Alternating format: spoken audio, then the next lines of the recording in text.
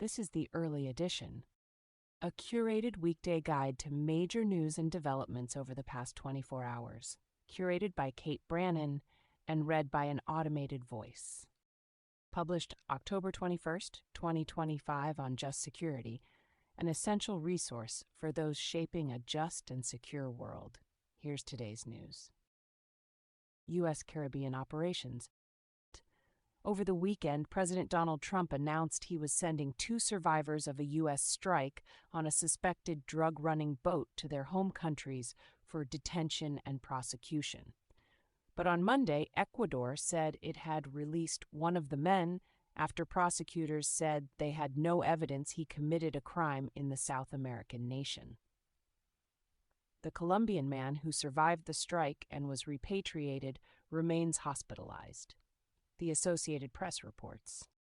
Ecuador's contradictory assessment of the survivor's guilt is part of a wider trend. Although the Trump administration claims the people they're targeting in the Caribbean are narco-terrorists, records and interviews with 20 people familiar with the route or the strikes, including current and former U.S. and international officials, contradict the administration's claims, the Washington Post reports. Family members of the 11 men killed in September in the first attack said the men had been taking marijuana and cocaine from Venezuela to Trinidad, but said they did not work for the Venezuelan gang Tren de Aragua, as the Trump administration claimed. On Monday, Representative Adam Smith, the top Democrat on the House Armed Services Committee, called for a hearing to examine the Trump administration's military strikes in the Caribbean. We have also yet to see any evidence to support the president's unilateral determinations that these vessels or their activities posed imminent threats to the United States of America that warranted military force rather than law enforcement-led interdiction, he said. Holding such a hearing would be up to House Republican leadership.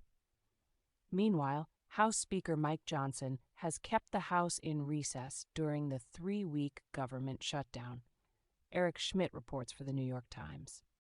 Secretary of State Marco Rubio, who sought the ouster of Venezuela's autocratic leader Nicolás Maduro for years while a U.S. senator, is leading the administration's aggressive campaign against Venezuela.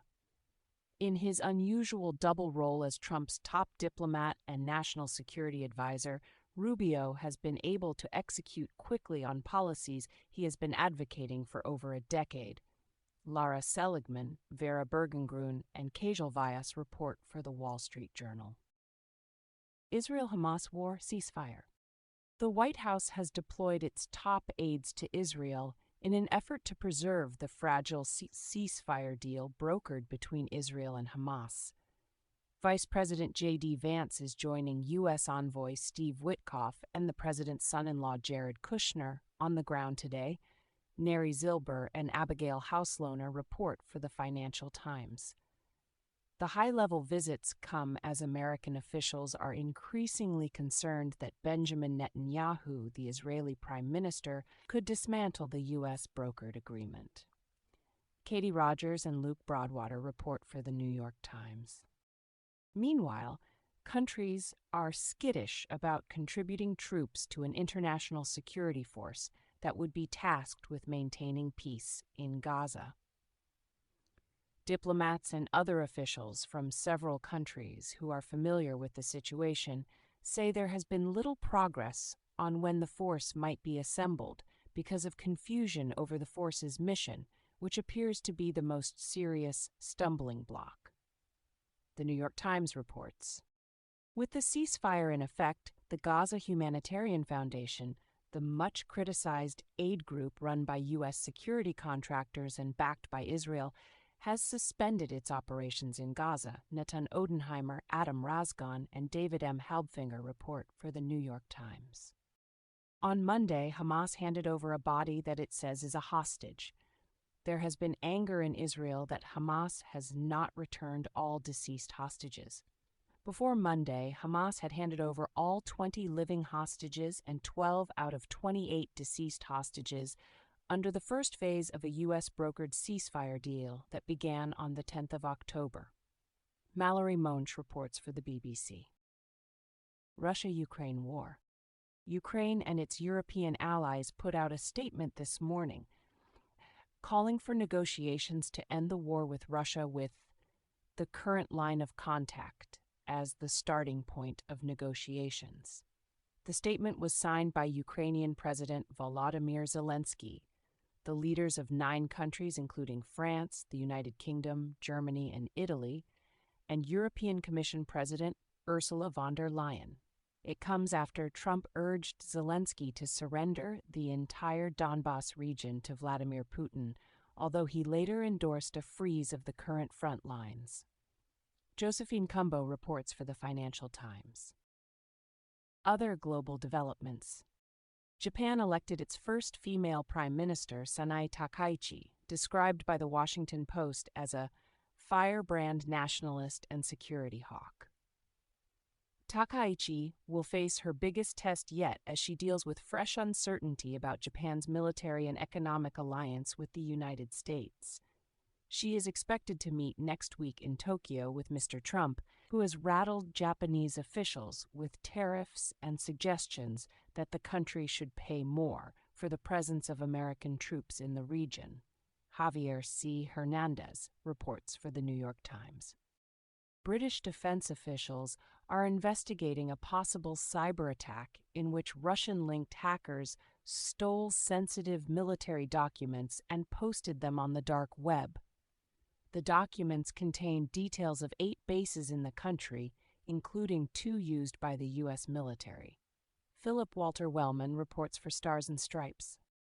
Iraq said Monday that it will keep a small group of U.S. military advisors, between 250 and 350 personnel, to coordinate with U.S. forces in Syria in the fight against ISIS.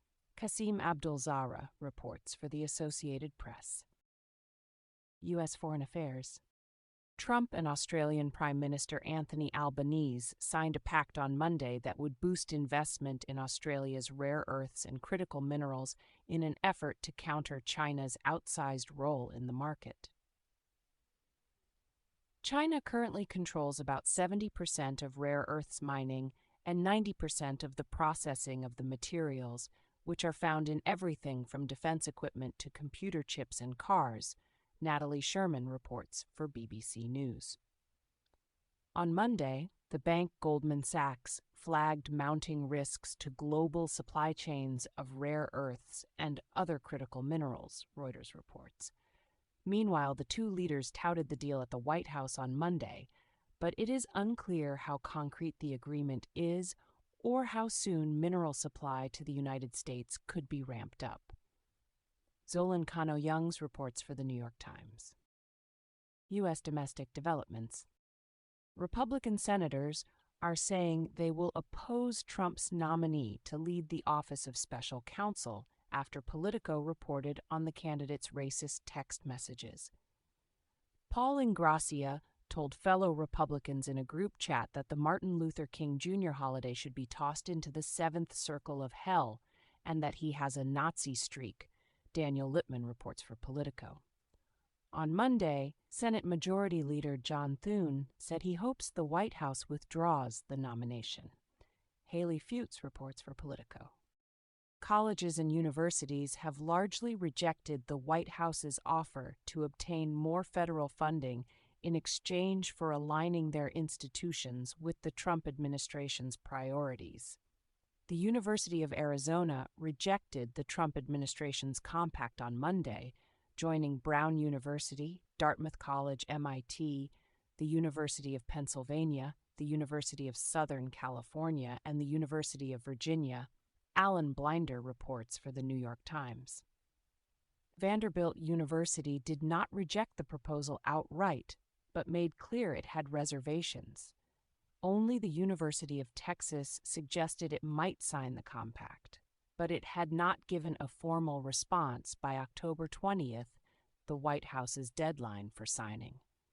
The New York Times' Michael C. Bender reports that the Trump administration is now scrambling to enlist a new set of schools, A group of dozens of officials from across the government, including U.S. intelligence officers, are participating in an effort to seek retribution on the president's perceived enemies. The Interagency Weaponization Working Group has been meeting since at least May, trying to root out people who are perceived to have misused government power against Trump. Jonathan Landay, Sarah N. Lynch, and Phil Stewart report for Reuters. The U.S. Coast Guard has purchased 2 private jets for Department of Homeland Security Secretary Kristi Noem for $172 million. DHS described the purchase as a matter of safety, but it was not immediately clear where the funding for the jets came from. Katie Edmondson reports for the New York Times. The U.S. Army is tapping private equity groups to help the service fund a $150 billion infrastructure overhaul. Steph Chavez and Antoine Gara report for the Financial Times. Immigration. Congressional Democrats announced on Monday that they are launching an investigation into reports of misconduct by federal agents during immigration arrests across the country, focusing on the detainment of American citizens. Representative Robert Garcia, Democrat, California, and Senator Richard Blumenthal, Democrat, Connecticut, said their investigations will focus on how long American citizens have been held and whether they were allowed to call a lawyer. Although they can begin an investigation on their own, they can't subpoena anyone without the support of a majority of Republicans. Jesus Jimenez report for the New York Times. Democratic Congressman Dan Goldman is asking the New York City Police Department to arrest and even charge federal agents working in the city if they break New York's laws. Gwyn Hogan reports for the city. Trump administration litigation. The U.S. Court of Appeals for the Ninth Circuit ruled on Monday that the Trump administration's deployment of the National Guard to Portland, Oregon can proceed. The decision lifted a temporary block on the deployment, which had been placed on it by Judge Karen Immergut of the Federal District Court for the District of Oregon. Judges Bridget Bade and Ryan Nelson, both Trump appointees, acknowledged that some of the protests have been peaceful, but wrote that some have turned violent. In a dissent, Judge Susan Graber, an appointee of President Bill Clinton, disputed this characterization of the situation in Portland. She wrote that today's decision is not merely absurd, it erodes core constitutional principles, including state control over the National Guard and the First Amendment right to assemble and protest. Within a few hours of the decision, another circuit judge called for a larger group of the Ninth Circuit judges to reconsider the panel's decision on Bank. Anna Griffin and Matthias Schwartz report for the New York Times. Illinois officials are asking the U.S. Supreme Court to leave in place a lower court order blocking the Trump administration from deploying National Guard troops in the Chicago area in a case with implications for the use of state-based military forces in other American cities. Annie Marimau reports for the New York Times. On Friday, the Trump administration asked the Supreme Court to allow it to move ahead with the deployment, while the lower courts consider the city and state's lawsuit challenging the legality of the move. The Supreme Court's decision could come as early as this week. On Monday, lawyers for former FBI Director James Comey asked the judge to dismiss the Justice Department's case against him, calling it a vindictive and selective prosecution. They also said that Trump's pick for interim U.S. Attorney for the Eastern District of Virginia, Lindsay Halligan, is serving unlawfully in the role. The Washington Post reports, Halligan initiated a long text exchange with Lawfare's Anna Bauer and then insisted that the entire conversation was off the record. Bauer with the account at Lawfare. Fani Willis, the prosecutor who brought charges against Trump for election interference in Georgia, is now being scrutinized by the Justice Department for a trip she took to the Bahamas. The New York Times reports. In case you missed it, Yesterday on Just Security, will victims of cyber attacks soon get their day in court? Options for Accountability for Cyber Attacks by Harriet Moynihan, Amal Clooney, and Philippa Webb. Implementing the Gaza Ceasefire by Lori Nathan. Russia's Eliminationist Rhetoric Against Ukraine, a collection updated by Clara Abt and Viola Ginger. Thank you for listening to Just Security's early edition today, October 21st, 2025. If you enjoy listening, Just Security's analytic articles are also available in audio form on the justsecurity.org website. To stay up to date on Just Security's analysis of law, policy, and current events, go to justsecurity.org, subscribe to Just Security on Substack, and follow us on LinkedIn, Blue Sky, Facebook, and Threads.